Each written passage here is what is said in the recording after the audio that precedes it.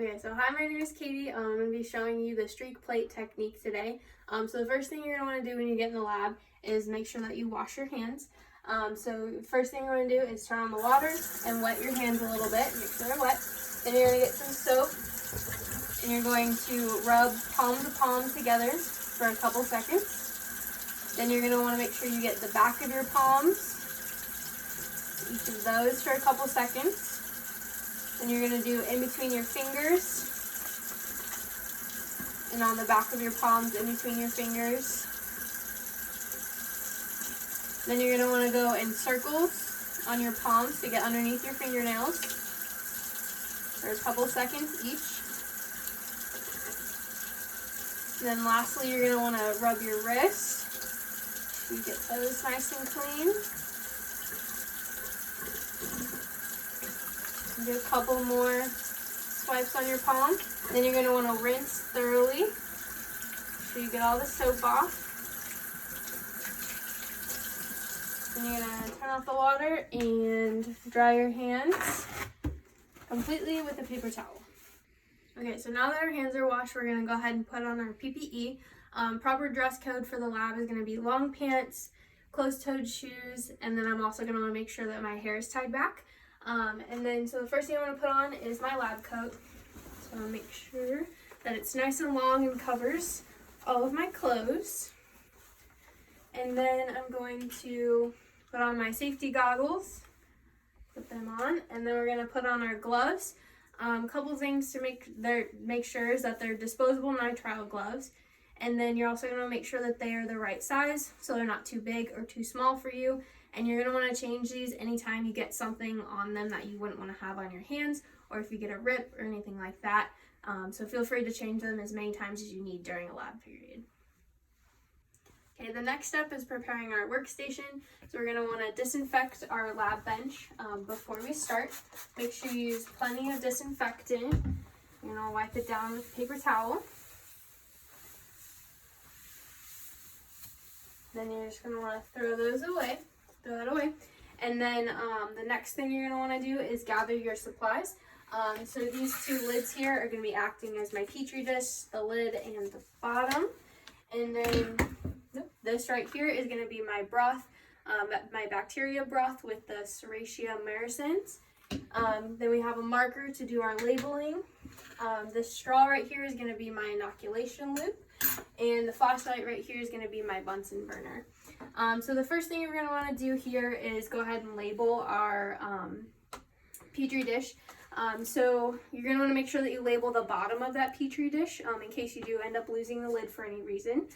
So then if you want to look right here, we're going to label it with your name. So my name's Catherine Arnold, the date, the type of auger, and this is the Triptych soy auger.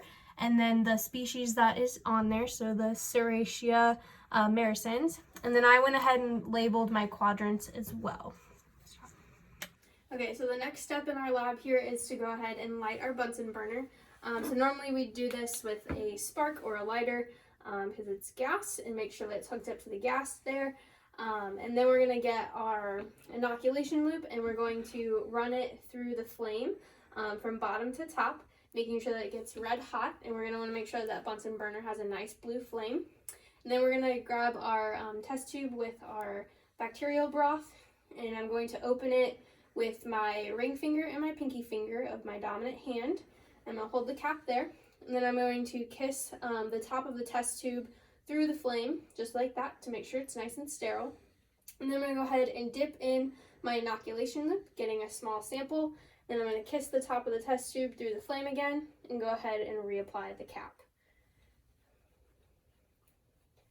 And then again, I would put that back in my test tube rack. And then the next step is going to be to open the petri dish at a 45-degree angle facing away from me. And then I'm going to streak in a zigzag pattern in that first quadrant. And then I'm going to reapply the lid to that petri dish.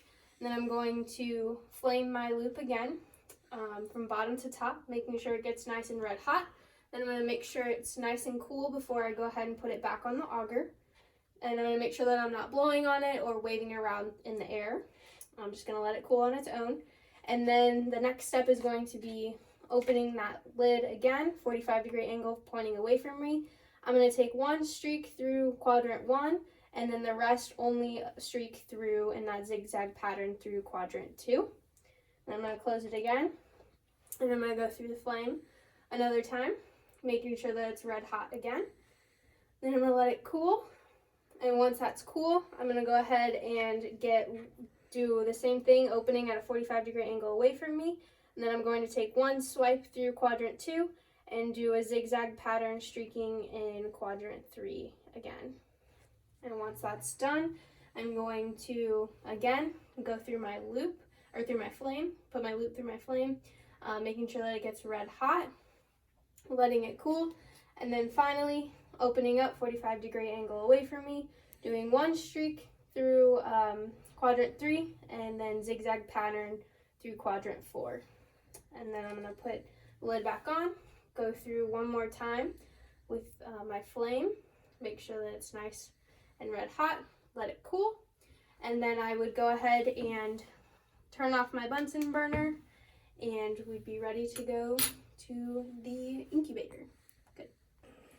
Okay, so the next step, we're going to take our Petri dish here, and we're going to put it in our incubator, which is going to be our microwave in this instance.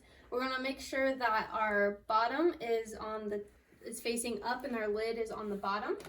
That way no condensation is able to drip onto our agar, and it is going to be at 37 degrees Celsius. And then we're going to go ahead and clean up our lab station, make sure that Bunsen burner is turned off and is no longer connected to its source. Then we're going to put the rest of our supplies away, make sure that our bacteria broth goes in the bio waste container. This is our bio waste container with a biohazard bag, so it's going in there, the bacteria. And then we're going to disinfect our lab station once again. So make sure that you use plenty of that. The disinfectant, wipe it all down. Perfect. And then we're going to also go in the biohazard waste disposal. And then if you want to look here, we'll kind of go over what that streak pattern looked like. So the streak pattern here, each color represents a different point when you would flame your inoculation loop. So you start with blue, you go that zigzag pattern, then you would flame. Then you'd go into pink, taking that one streak from quadrant 1, and then zigzag in quadrant 2. And then again, same thing in quadrant 3, making sure that you flame after you do quadrant 2. And then again, flame after quadrant 3 and do quadrant 4. And that just ensures that we have a dilution. And so that way, when we go to our results here, so hopefully you're going to see on your Petri dish after it's been incubated for a while, you're going to have the most density up in that first quadrant, and then you should be able to see it get less dense, and hopefully by quadrant 4 you have individual colonies due to that streaking pattern and flaming the loop each time.